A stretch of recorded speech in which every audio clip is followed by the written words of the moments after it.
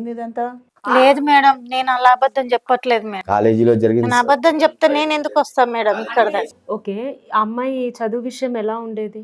చదువు అప్పుడప్పుడు బాగానే ఉండేదండి. తర్వాత అబ్బాయిలు పరిచయం అవడం తోటి మనసు మార్చుకుని ఆ అబ్బాయిలతో వెళ్ళడం, ఈ అబ్బాయిలతో బైకుల మీద తిరగడం, వేరే వేరే ఉద్దేశంతో పాడైందండి అమ్మాయి. సరే, ఇంట్లో ఎలా ఉండేవాళ్ళు? అమ్మకి బాగాలేదు కదా, ఇంట్లో సాయం చేసేవాళ్ళ? వంట చేయడం, పనులు చేయడం? ఇంట్లో నార్మల్ గానే ఉండేదండి. మీ అందరితో మంచిగా మంచిగానే ఉండేదండి. బయటకు వెళ్ళి ఈ చెడు అలవాట్లు నేర్చుకుంది మేడం. తెచ్చుకుంది అంటారు. తెచ్చుకుంది. అది నేను చూసి మందలించానని, ఈ తప్పు నువ్వే చేసావని అమ్మతో చెప్తాను. అమ్మ హార్ట్ పేషెంట్. మీరు చెప్పింది ఎందుకంటే 10 సార్లు చెప్తున్నారు? జరిగింది చెప్తుంది మేడం. ఎన్నిసార్లు చెప్తారంటే జరిగింది అంటే 3 సార్లు 4 సార్లు చెప్తే అది నిజమైపోతుందా? అవునా, జరిగిందే కదా మేడం. సరే చెప్పావు, ఆల్రెడీ ఒకసారి చెప్పావు విన్నాం, రెండోసారి చెప్పావు విన్నాం. ఆమె హార్ట్ పేషెంట్, మీ పిల్లని 2-3 సార్లు గదమాయించావు. అవునండి. మీరు గదమాయించగానే ఆ నింద మీ మీద వేసేసింది అంటున్నారు.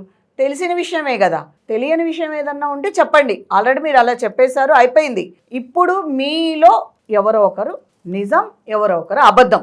అది మీలో మీరే నువ్వు అనుకుంటే ఎప్పటికీ తేలదు. మీరై నిజాలు చెప్తేనే నేను చెప్పింది నిజం మేడం. అర్థమవుతుంది. నువ్వు చెప్పేది నిజమే, ఆమె చెప్పేది నిజమే.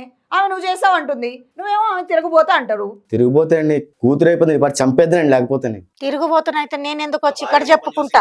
నీతోటే చెప్పేదాన్ని. నా భార్య ముఖం చూడడం వల్ల బతుకుందండి, లేకపోతే ఎప్పుడో చంపేద్దానండి తండ్రి. సరే, ఒక మాట బాగుంది, అంతా బాగుంది. అదే అమ్మాయి కాలేజీలో ఎవరితోటో తిరుగుతుంది, ఏదో చేస్తుంది అని అనుకుందాం. అటు నుంచి అటే వెళ్ళిపోద్ది కదా, మిమ్మల్ని ఎందుకు పట్టుకొని తిరుగుతుంది మీ వెనకిడితే? 2-3తోనండి అలాగా. ఒక్కరో ఇద్దరో 10 మందో. సరే, బాగున్నారు. ఇప్పుడు ప్రాబ్లం ఏంటి మరి మీతోటి? ఆ నింద నా మీద మోపుతుందండి. ఇప్పుడు తండ్రి నేను చేశానని చెప్తుంది. ప్రెగ్నెన్సీ వచ్చాక నేనని చెప్తుందండి అమ్మాయి. అంటే ఇప్పుడు ఆ అమ్మాయి వెళ్ళి కాలేజ్లో ఎవరితోటో ప్రెగ్నెన్సీ తెచ్చుకుంది అని అనేసి అంటున్నారు కదా, మీ మాట ప్రకారము. అదే అమ్మాయి ప్రెగ్నెంట్ తెచ్చుకున్న అమ్మాయి వాళ్ళతోటే వెళ్ళిపోవడానికి ఏం అభ్యంతరం ఉందని? 2-3తో తిరిగింది మేడం. 2 నెలలు గర్భిణీ వచ్చాక అది తండ్రి మేము మోపుతుందండి నింద. నా బాధ మీకు ఏం చెప్పనండి. ఒక తండ్రిగా నేను చెప్పుకోను ఇలాంటివి మీకు మీ ముందు చెప్పలేను. ఇది చెప్తే నా భార్య ఏమైపోతుందో, హాస్పిటల్కి రోజు తీసుకుని హార్ట్ కంప్లైంట్ అండి నా భార్యకి. చెప్తే నా భార్య ఏమైపోతుందో, నా పరువు ఏమైపోతుంది. రేపు పొద్దున్న పెళ్లి చేసుకుంటారండి ఎవరన్నా, మీరు కూడా అర్థం చేసుకోండి. ఏందమ్మా నీ నాన్న వర్షన్ ఏమో ఇట్లున్నది, నీ వర్షన్ ఏమో అట్లున్నది.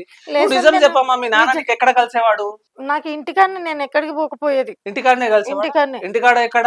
ఇంట్లోనే, అమ్మాయి ఇంట్లోనే పడుకొని ఉండేది, ఇక ఇంట్లోనే కలిసేది. అదే మీ అమ్మ ఎక్కడ పడుకుని ఉండేది? బెడ్రూమ్ లో ఉండేది. మీరు ఎక్కడ కలిసేవాళ్ళు? మేము ఇంకో రూమ్ ఉన్నది. ఇంకో రూమ్ లో మీరు కలిసేవాళ్ళ? ఆ రూమ్ లో బెడ్ ఉందా, నార్మల్ ఉందా? నార్మల్. నార్మల్ గానే.